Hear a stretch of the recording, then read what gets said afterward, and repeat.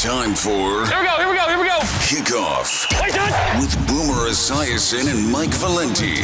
Presented nationally by Casamigos Tequila. Casamigos, brought to you by those who drink it. And Lowe's. Lowe's knows home improvement. So exciting, people.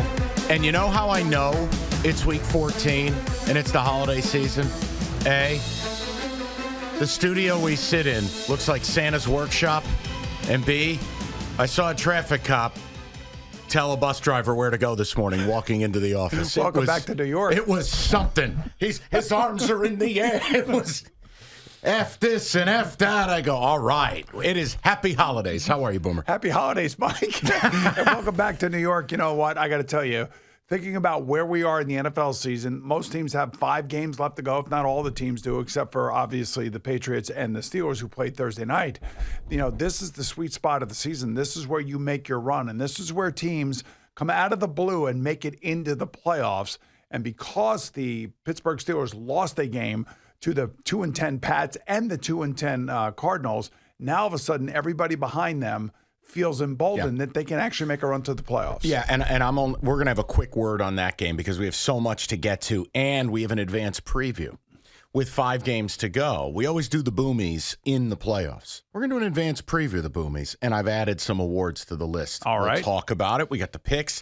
Quick note on Thursday Night Football. Why, again, are the officials at the center of this? Yeah, well, first of all, the Patriots only had 1 penalty called against them, and I guess there were, or the Steelers was it. Steelers had 1 penalty called against them, and the Patriots had 7 called against them, and it's just really when they're called. This is why they become center stage. If you I know a snap infraction, essentially. Come on, that was ridiculous. What actually. are we doing? That's ticky tacky without question. So here's I think what goes on, Mike. I think the NFL pays attention. They pay attention every single week, and they pay attention to the reaction by the fans on social media and by people like you and me who get a chance to talk about it. And I also think that they've tried to kind of get the officials to think like football players, like as if you were playing the game, does this really play mean something? Now, if you wanted to look at that Chiefs and Packers game, you could say there was missed calls in that game. You think? Right. But again, I think the officials are being told, try to let the fellas play some ball here and let them go out there and see if they can do that. And sometimes now these officials are going to be wrong on the other side by not calling. Overall, I think it's how do I put this politely? Because it is the holidays. I think we're lacking consistency, and I think we're lacking some quality. NFL officiating has to be better. This is the best league in the world. This is the best sport in the world. Guys, we got to be a little bit better here. So I've talked to referees who have since retired who have said the same thing that you just said. Okay. That the quality of the officiating has gone down.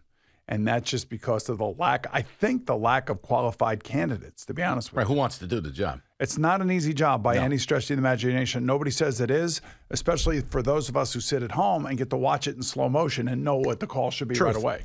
Let's get to the rundown. The NFL Rundown. Never have I been more excited to do the rundown here. Because one little show told you that the Niners were going to bully the bullies. We got to start with it. To me, Boomer, that's the most impressive singular win of the season, league-wide. Agreed? Yes. And it didn't start out that way for the Niners offense, who only had 3 plays, I think, in the first quarter. And then all of a sudden, it kicked into high gear. And, Brock Purdy is right there with Tua Tagovailoa, with Dak Prescott, I think with Tyreek Hill, right all there at the MVP level. He's playing quarterback exceptionally well. And, the beauty is that when he, McCaffrey, and Deebo Samuel are on the field, they're 16-0 together, and they've scored 529 points. Think about that for a second. That is ridiculous. And, it takes a guy to stand back there and be the orchestrator or the orchestra.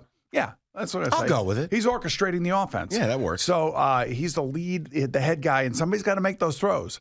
But, man, Deebo making people miss. You can't tackle that guy in the open field. You know what it is, That's though? what's amazing. The mark of a great team to me, there were 2 moments in that game, Boomer. Obviously, coming back from 6-0, you storm back. But the Eagles answered twice. And the Niners went, here's the deal. You're going to eat pizza. And what I mean by that is we're going to run the ball to the left side. We're going to run behind Trent Williams. and you will do nothing to stop it. And they did it again and again and again. And then, boom, what you just said, little 7-yard pass to Debo, let him make magic. That is the undeniable. They're the only team in the league, to me, that can tell you what they're going to do, and they're still going to do it. So 2 things that you deserve credit for. You said that you felt like the Eagle defense on the second level was going to have problems. A couple of these passes that Debo broke were either at the line of scrimmage or in the middle of the second level, and he broke those tackles, hence the problems that you predicted.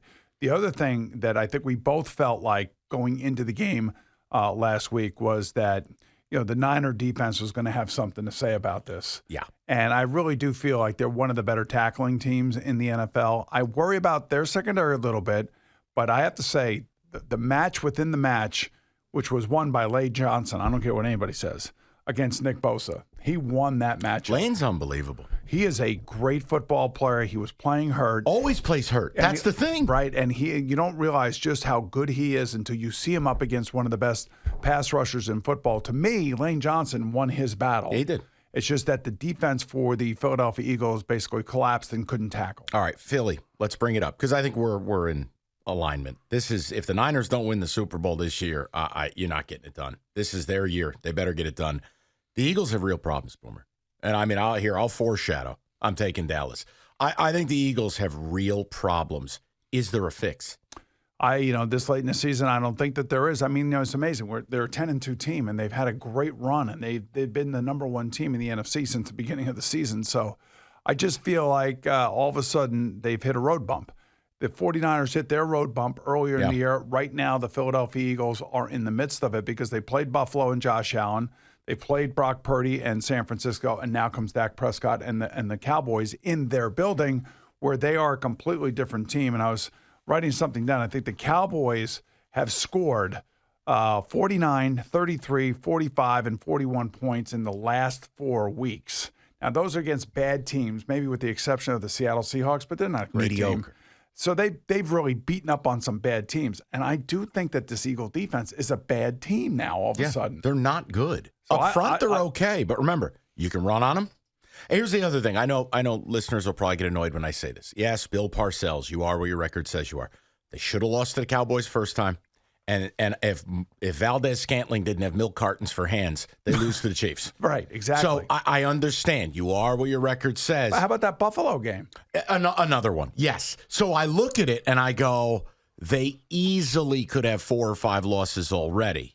So, Boomer, I'll tell you, I'm almost ready. If Dallas wins this week, and I think Dallas, you got to move them above Phil. I think Dallas wins the East. Well, the thing that's really shocking is the fact that the Eagles have given up 76 points over the last 2 weeks. Now, they were to 2 good offensive teams, San Francisco and Buffalo. But, man, to give up that many points back-to-back in your building. By the way, they were playing home in both of these games. Oh, I know, because we had Dom Disandro all over the TV. Yes, we did. I mean, boom, enough.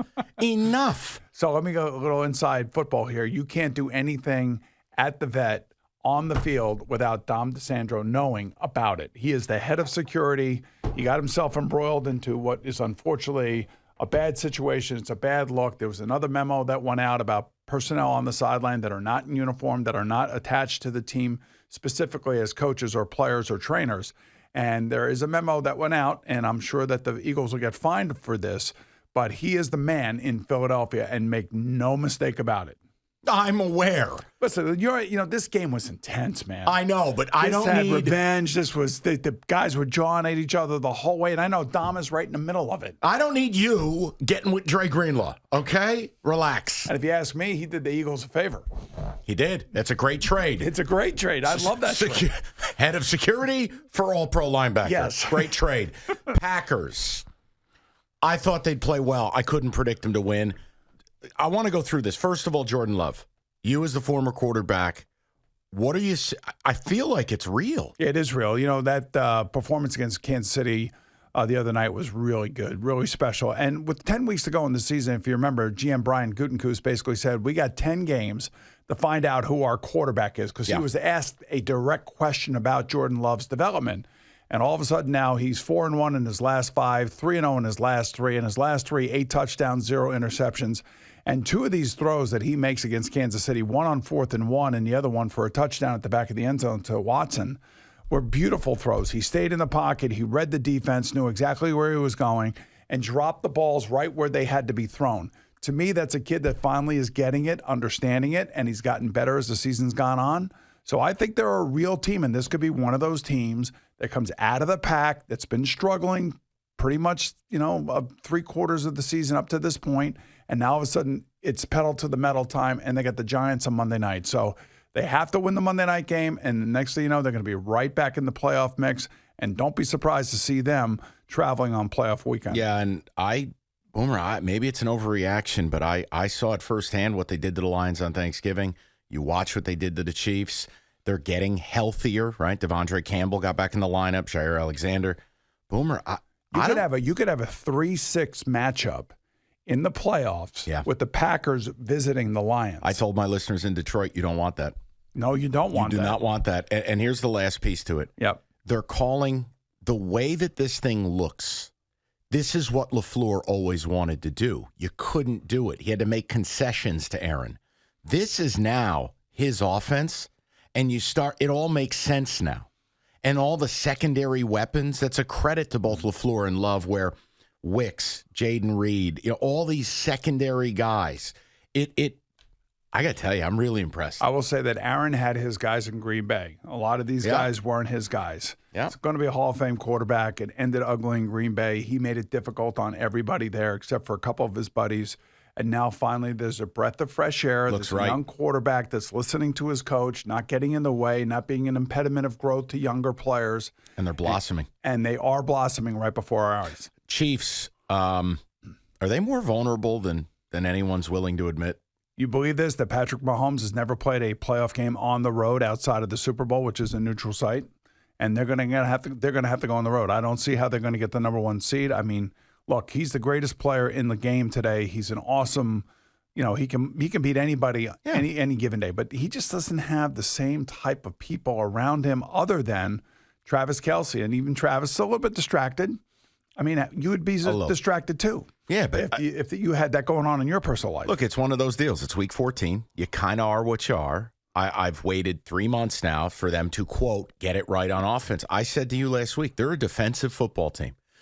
It's uncomfortable to think about it. They're going to have to win games 20-17. Yeah, you know what I like? I like the way that Brock Purdy, Dak Prescott, and Tua Tagovailoa are playing the position I used to play. And the way they're playing it is drop back, read a defense, get rid of it. When I watch Patrick, I watch Jalen Hurts, I watch a couple of these other quarterbacks, Josh Allen is doing it too. There's a lot of hero ball. There's not a lot of quick decision making, getting the ball out of my hand and let my playmakers go do the playmaking for me, maybe because he doesn't have quite the playmakers that he used to have. Right. And they won a Super Bowl with this group, by the way. I know. Which is really amazing. And their defense is better than it was last year. Sean McDermott, this is something to me. I was talking with Mr. Eddie Scazzeri, the legend, earlier. Who was sitting on this for 4 years? So McDermott, a 20,000-word piece in a team meeting. He's been forced to address it. He talked about team building and organization and of all the things he could use. He didn't use Normandy. He didn't use, Remember the Titans. He used 9/11. But Boomer, here's my question. Are we at a point this guy's going to lose his job for this? I hope not. I lost over 200 friends on 9/11. You know that. My foundation offices were in the North Tower on the 101st floor. And while it is insulting, it's not something that a man should lose his job over. I don't know what the total context of why he brought this up. It's like bringing up, the Holocaust. Why do you bring up Hitler? Why do you bring up the Holocaust? Why would you bring up anything about that unless you were truly being saying something negative about that, which is what we all should be saying. So, look, Sean McDermott is a quality guy, quality coach, bad choice, and I don't even know how it even gets out of the meeting. Well, that's there's a couple things. I get so tired of cancel culture. To err is to be human. He made a bad choice. Noted. It was stupid. Also noted. But my thing is, I don't understand how a mistake costs you your job when you make a bad choice of word. Yes, you can apologize for it. You move forward. I can't sit here and tell you he should be fired for this. I can tell you he probably should be fired for wasting the Bills Super Bowl window and ever employing Leslie Frazier. That's my opinion. That's a different story. Right. I mean, that's legitimately looking at the football program. I don't know how this story gets out. 2 apologies this week, one from him and one from another guy we'll get to really quickly here. But this apology, I believe, is sincere. I believe Sean's a very genuine person and a great football coach, and he's not going to lose his job over this specific reason. All right, let me tell you about, well, and look, we're going to get to the picks. We got a lot more to do. We didn't even get to the true or false section. We were so verbose to open the show. I would just say this really quickly because I know you got to get to that. The other apology is from Joe Beningo here locally with Rob Saleh on the phone or on the radio show, just basically exposing all of Rob Saleh's text messages to him. I think he sincerely apologized this week. And I want to say that I feel like I accepted his apology. I just hope that Rob Saleh, his buddy, accepted it. All right, let me tell you about Casamigos, smoothest tequila on the planet. Enjoy the entire family of Casamigos tequilas, the Reposado, Añejo, Blanco, Cristalino, or the Mezcal. It's Casamigos, brought to you by those who drink it. And Casamigos tequila reminds you to please celebrate responsibly. It's Kickoff with Boomer and Valenti. All right, we are back with you, segment 2, and it is time. We'll get to the picks. We got the boomies later, the advanced preview. This week is going to be very difficult, Boomer. Very difficult. A lot of backup QBs, a lot of teams looking like they're packing it in for the year. We'll get into it, but be ready. You're going to be using both these vetoes. All right, I'm ready to roll. Let's hit the picks. Picks of the week. So let's start this out. Texans laying 3.5, taking on the New York Football Jets. I'm going to keep it simple. I told you last week I was not picking the Jets ever again. I'm not going to pick them here. The Texans, even without Tank Dell, still have more than enough at wide receiver to be able to put up the numbers they put up. Inclement weather is expected on Sunday. I don't know how windy it will be during the game. After the game, they're saying very high windy day. If that comes in earlier, it could affect this game from both standpoints, but Zach Wilson back under center. I don't really care. I'm taking the Texans. Yeah, on that. And we stayed away from that because we've done too many Zach Wilson segments over the last year and a half. But my God, the idea that he's starting again and then the reluctance factor. I'll tepidly go Texans, but boy, I don't like anything to do with that game. Atlanta laying 2.5 against the Bucks. Yeah, Atlanta again came here last week. I saw the Desmond Ridder that I did not want to see. It wasn't great. He did throw a nice touchdown pass. But, this is a team that's really unique and it's weird. They got a lot of good players. They just can't generate enough offense. But I also feel like they know what they're playing for. They're playing for the lead in the NFC South, which they have. They want to hold on to. I'll take the Falcons and lay the point. It's such a difficult spot for me because it's division. It's late in the year. I usually opt for the dog. I hated Tampa's performance against Carolina last week. I mean, congrats. You won. It was hideous. Yes. I'll go Atlanta, but I'm violating my code. I don't like Arthur Smith as a favorite. Lions, weather expected in this game. Lions laying 3.5, travel to the Bears. The Lions have a real hard time stopping Justin Fields from running all over the place. He just kills them with his legs. Yep. I do not like where the Lions' defense is. I don't like the injuries that they have sustained, especially along the defensive line. They are the better team. It is outdoors, however. I'm going to take the Bears, and I'll take the points. Yeah, and one note, Boomer referenced it. Aleem McNeil is not a name a lot of people know, but if you look at the handful of the best defensive tackles in football this season, the Aaron Donalds, the Quinnen Williams, the Dexter Lawrences, Aleem McNeil is right there. He's on IR. Then you factor in it's Jared Goff and those tiny little hands outside. It's a thing. Jared Goff's done a hell of a nice job, but Jared in the weather is bad. It's amazing. Radio is great because we have to talk about it in real time and we have to react to things that we see. 3 weeks ago, we're talking about Detroit. Are they a legitimate Super Bowl? I know. Guilty. Team. And I told you back then that they weren't because I felt like their defense wasn't. Correct. And that's kind of shown itself now the last 2 games. And the defense has gotten worse. Boomer, I'll take the 3.5. I'm taking the Bears. Okay. Browns. Laying 3 against the Jags. If you had Joe Flacco versus, what is it? CJ Beathard on your bingo board, you win. All right. So last year, Patrick Mahomes played with a high ankle sprain. We were all amazed at how well he played, how effective he was.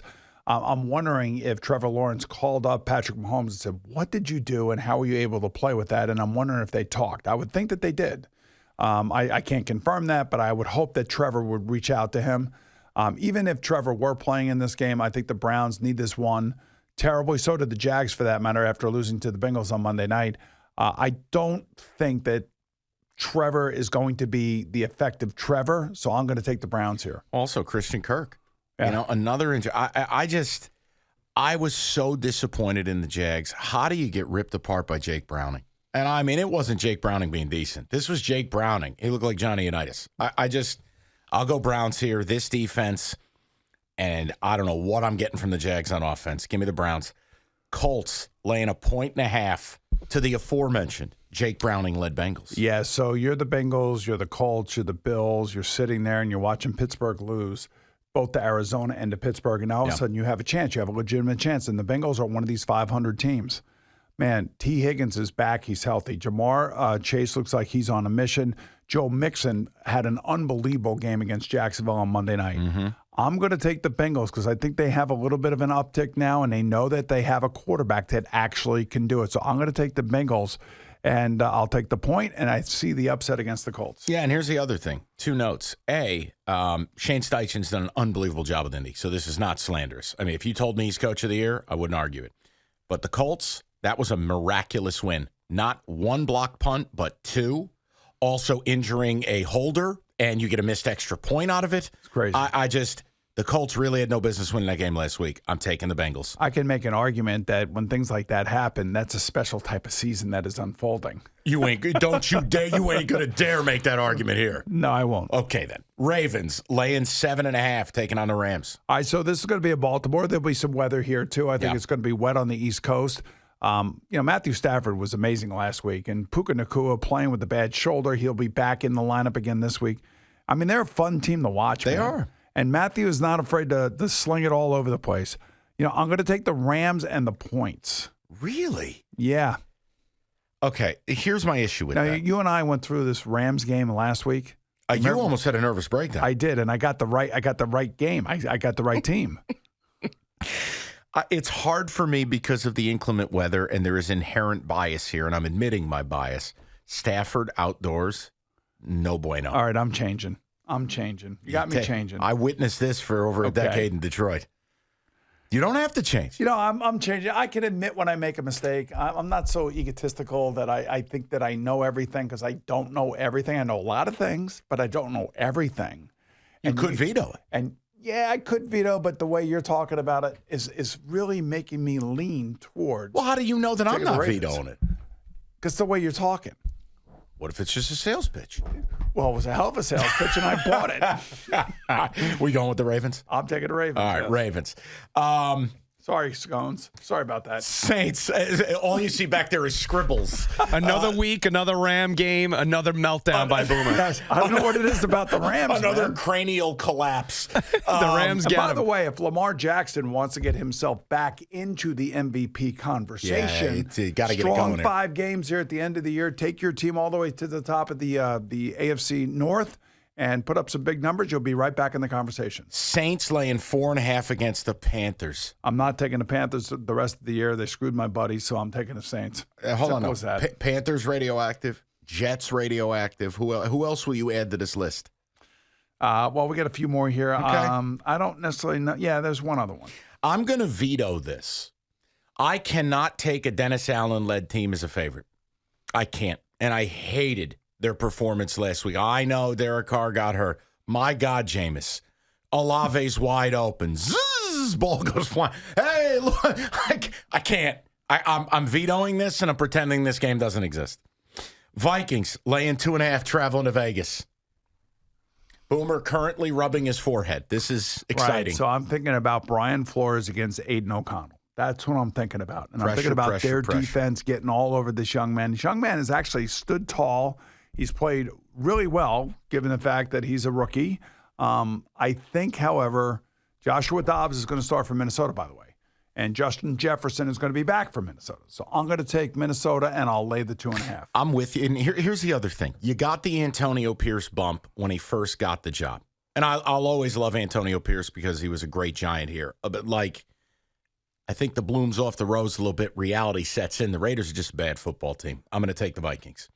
Niners. This is how you know it's December, and this is how you know they're awesome. laying 10.5 in a divisional game against a wild card caliber team in Seattle. Yeah, I don't see Seattle's defense holding down this offense. I think this offense is rolling right now. It is smoking. I feel like they are on the mark, and they can just take apart any defense, even a defense within a division that they know each other. Any emotional letdown here. That was a huge game last week. I know. They're men, not machines. I'm thinking that, Kyle Shanahan recognizes this. I'm sure he is not taking the pedal off the metal. And, here's a guy, by the way, who wanted his player, Christian McCaffrey, to break a record and kept him out on the field trying to help him break a record. That tells you this is a guy that never lifts his foot off the pedal. I'm gonna take the 49ers, and I'll lay the points. Yeah, and I can't argue. If there's one team in football in a divisional game that's earned the right to lay 10 points, it's San Francisco. They look like a monolith. Chargers laying 2.5 against the Broncos. God, what? This is a tough one, man. What? 3.5. I'm taking the Broncos. 2.5. I feel like the Chargers are in so many. 6-0 last week. You got to be kidding me. Although the Patriots defense, I have to say, the last 4 weeks it's been pretty good. What about a veto? I think I'm going to veto this one. If I had to go with it, I think I would go with the Chargers, and I would lay the points. If you forced me to select this, it's probably the Broncos. Okay. My issue with this, too, for all the sunshine we're hearing about Russell Wilson, this team still can't score 20 points a game. Yeah, and plus he fell back into the Russell Wilson kind of situation last week. He's another one. He's always a secondary quarterback, meaning very rarely does he just sit in there and just let it go. He always has to run around and make a play, and that's who he is. That's when they talk about letting Russ cook. But that's not the way you're supposed to play the position. That's like letting Russ act. Did you see the sandwich commercial? Yes, Please. I did. Yeah. And the Chargers, you just played a 6-0 football game. I couldn't go either way here. If you forced me, Broncos, Scones, it's a veto. Chiefs, Bills. Chiefs laying 1.5. Yeah, I'm taking the Bills here. I think the Bills will win outright, and I think Josh Allen is on a mission since Ken Dorsey got fired. The last 2 games by Josh Allen were vintage Josh Allen type games, the way that he played in weeks 2, 3, and 4 before they went to London. So I think he's going to have a big game here. I know he loves playing against Patrick Mahomes, loves playing at Arrowhead, so I'll take the Bills. Off a loss. Yep. Coming home against that defense. Yes. God. Scones, his level of conviction might get me to flip my pick here. I really thought this was a nice spot for the Chiefs. So you convinced him, allow him to convince you. All right. We're a couple of vacuum salesmen over here. All right, Chiefs it is. I'll take the Bills. Okay. I'll go with it. I can't believe this just happened. All right, Dolphins laying 13 to the Titans. Welcome to December, everybody. Right, exactly. Welcome to Will Levis time, who can't, ever since his 4-touchdown game, really hasn't done much. I know last week was a crazy game. That game was insane. It was nuts. And I don't know where they are now in their mindset with all the injuries that they've had, obviously the problems on special teams. I'm going to take the Dolphins here. I'll lay the points. I think the Dolphins score 34 points in this game. No, and plus, you and I have said it. Our mission is to get Eddie Scazzeri to Miami for a home playoff game. Yes. We're speaking this into existence. Eddie, pack your bathing suit. Dolphins, lay the 13. This is so sad. Packers laying 6.5 to what used to be the New York Football Giants. Yeah, but the New York Football Giants are great. I love the fact that Brian Daboll's given Tommy DeVito another game. I don't know where this is. I don't know what he's all about. But I love the fact that these unknown players like Brock Purdy, Tommy DeVito, Aiden O'Connell, guys like that. I mean, I just appreciate the stories. Bayesian? Yeah, but my man Tyson earlier in the year. I love it. Boy. But I love stories like that because these guys are fighting. They love it. And Tommy DeVito had a chance. I found this out this week. He had a chance to sign with the Washington Commanders. When was this? Early on, before the season started. But he took less money because he wanted to be in Jersey and he wanted to be with the Giants. I'm taking the Giants and the points. God. All right, can I just say this before I pick the game? Yes. It doesn't make me a bad person. No. Can Tommy DeVito play well but just lose with dignity? Please. You want the high draft pick. Boomer, what choice do Giant fans have? Their quarter. You know what? If you keep winning games, you know what your future is? Daniel Jones in a neck brace, week 1. Okay, here's the They're deal. going to have to wheel Daniel Jones out there. You can't. It's not fair. Well, here's the deal. You are a Giant fan. I am not. I appreciate the Giants. I respect the Giants and the Jets, but you're the fan, not me. So I look at things objectively. I think that Look at it objectively. What's better for the health of the franchise? Well, losing would be. Thank you. So, but I think they're going to cover. I didn't say they were going to win. I think they're going to cover. I'm getting 6.5 points. All right, listen. So here's the deal, Chief. When you talk like that, I know. The Giant fan out there thinks that's coming from me, and I just get hammered. Like, you hate the Giants. You hate the Giants. No, I don't hate the Giants. You played for the Jets. They're always going to say that. Yeah, but I don't hate the Giants. I respect the Giants as as a franchise and everything else. But their last 10 years. Well, then let him come after me. I hate the Giants, and I'm a Giants fan. Me. Yes. I need a quarterback. Tommy Cutlets. Stop it. Packers lay the 6.5. Blow the doors off this team. Boomer, tell them what people are sipping on. Had it. You're going to need some right now. I've had it. So what goes great with football? It's Casamigos Tequila. Of course, Casamigos brought to you by those who drink it. So make sure you have plenty on hand for the Week 14 games.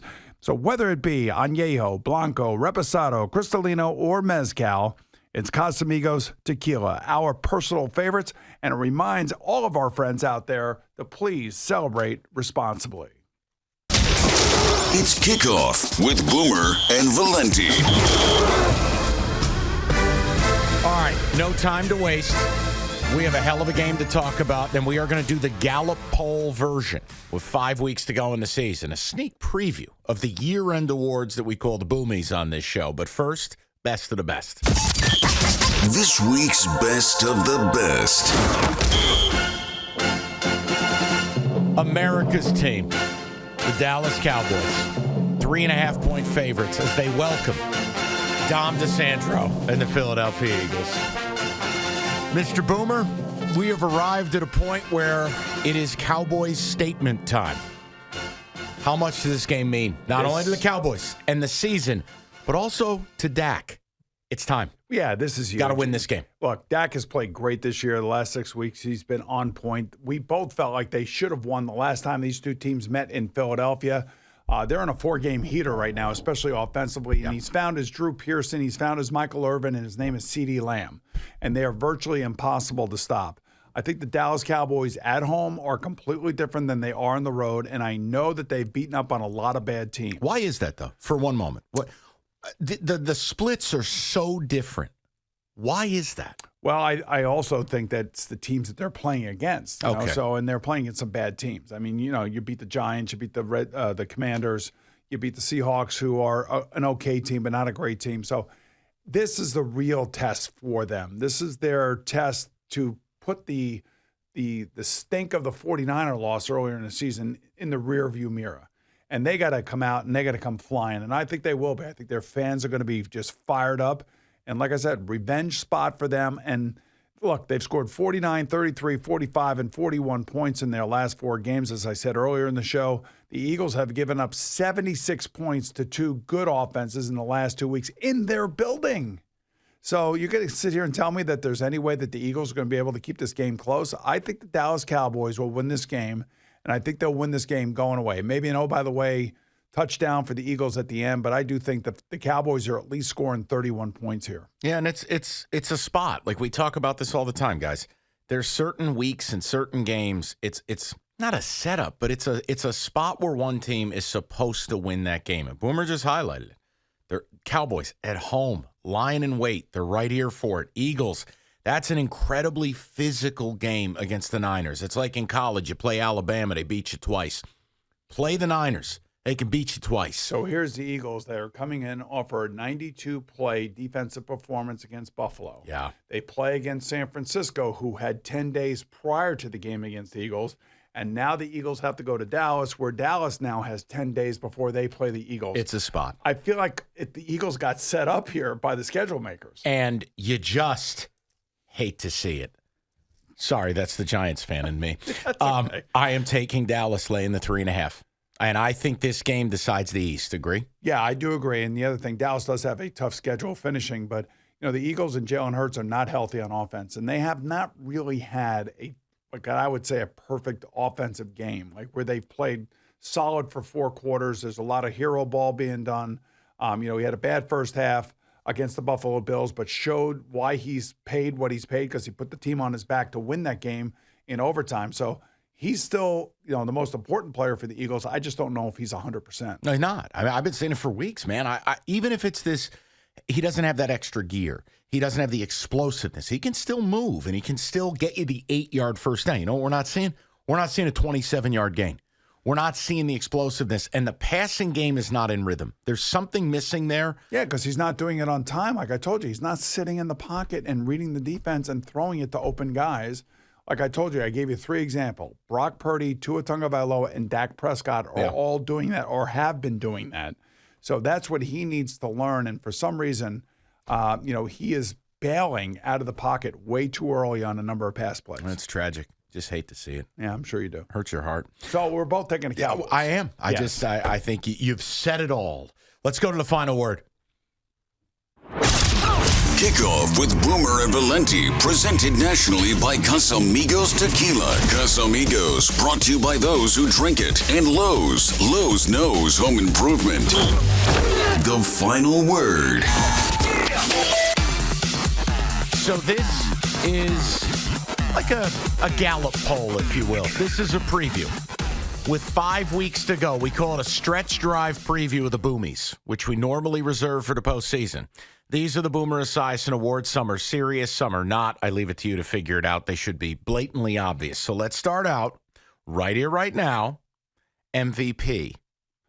Boy, I'll tell you what, I got 5 people in line for the MVP right now, and you don't need a last name to attach to their first name to know who they are. Tua, Brock, Dak, Tyreek, and CJ.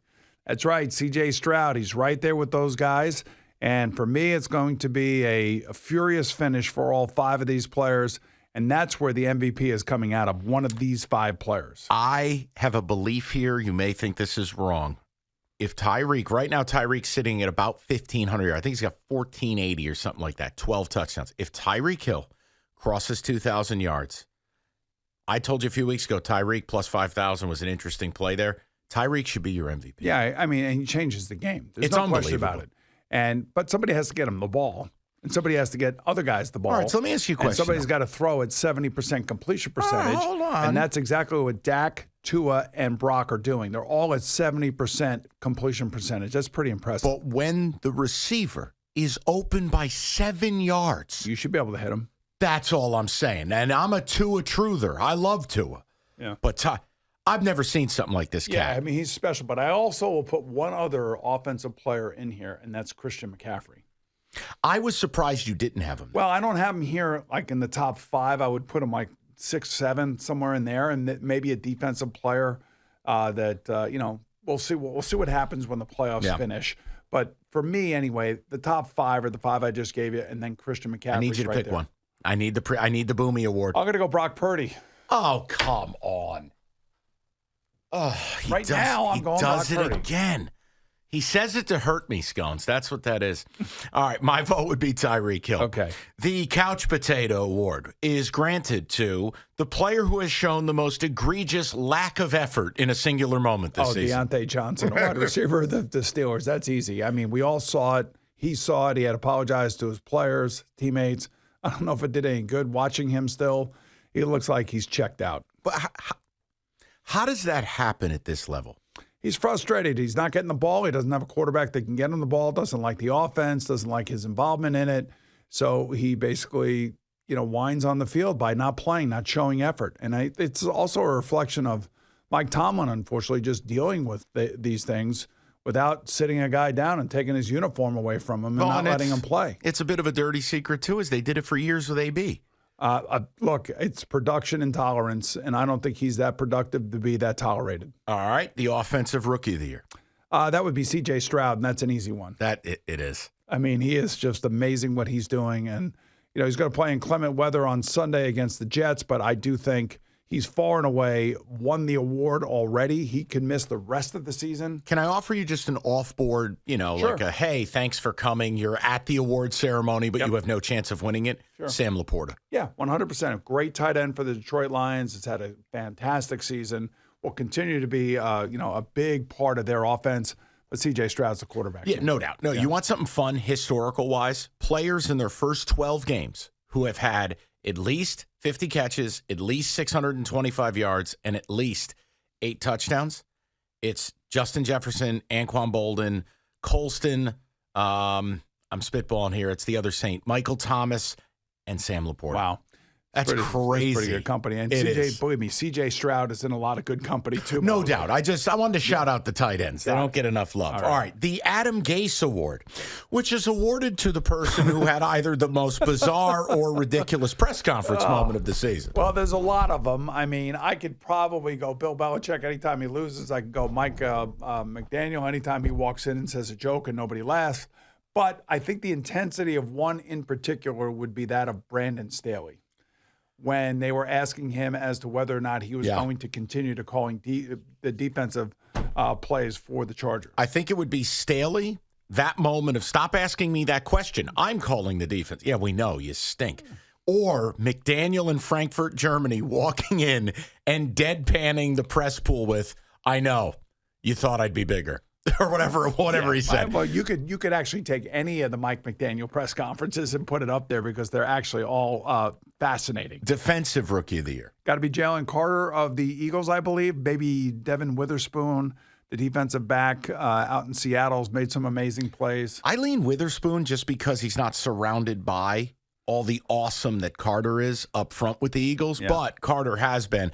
It ain't a Bible to me, but it's a reference point. He is a top 5 defensive tackle on Pro Football. Well, you know what happened to him in college. He fell into the laps of the Eagles. They took a chance. They always seem to take chance on players that have some issue in their life here or there. But I will say that he has lived up to it. And, you saw him running after Josh Allen a couple weeks ago. Yeah.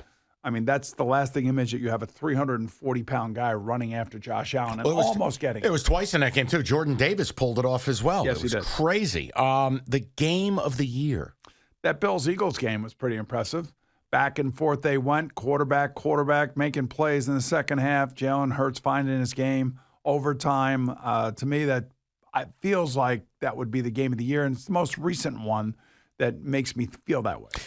I want these 3 hours back when I'm on my deathbed game of the year, meaning worst singular use of 3 hours watching football this fall. Can I give you 9 hours of watching What is it, football? every Patriot game? Yeah, it's basically Indianapolis. They lose 10-6. It was the Giants. They lose 10-7. And it was the Chargers. They lose 6-0. That was the 3 games in a row that they just lost right prior to beating the Pittsburgh Steelers. And all the rules are geared towards the offense. It's supposed to be easier to score. I mean, their defense has been amazing. It has. It has really been amazing, but their offense is just impossible to watch. The Hamburglar Award, given to the player just stealing money. Well, I got 2 guys on this list, but they both got hurt, so I feel bad about this. And that would be Daniel Jones and Aaron Rodgers. But they're both hurt. They're both being paid a lot of money. I was shocked that Daniel ended up getting $82 million from the Giants. I don't want to pick on guys that got hurt because, you never know whether or not they can come back from either one of these injuries. But Aaron Rodgers is making enough money with his weekly spot with Pat McAfee, so I don't feel so bad for him. Fair. And look, Jones wasn't good when he was healthy. I mean, to be fair.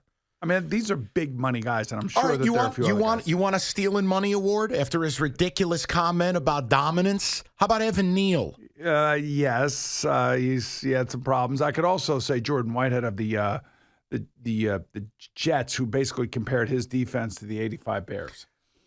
Not a good idea. Right. This is the Boomer Esiason deal here. The I wish I started award to the league's best back.